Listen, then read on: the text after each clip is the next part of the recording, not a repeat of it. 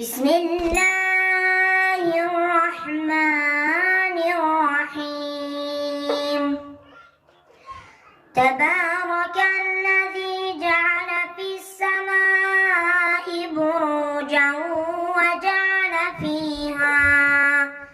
وجعل فيها سراجا وقمرا منيرا.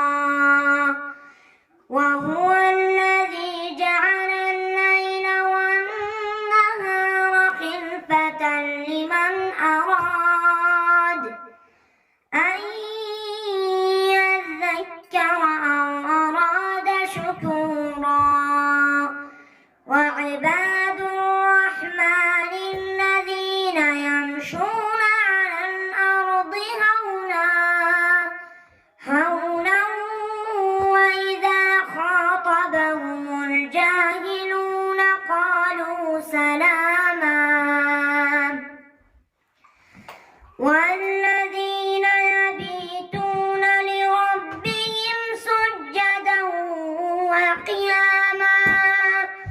والذين يقولون ربنا اصرف عنا عذاب جهنم إن عذابها كان غراما إنها ساءت مستقرا ومقاما.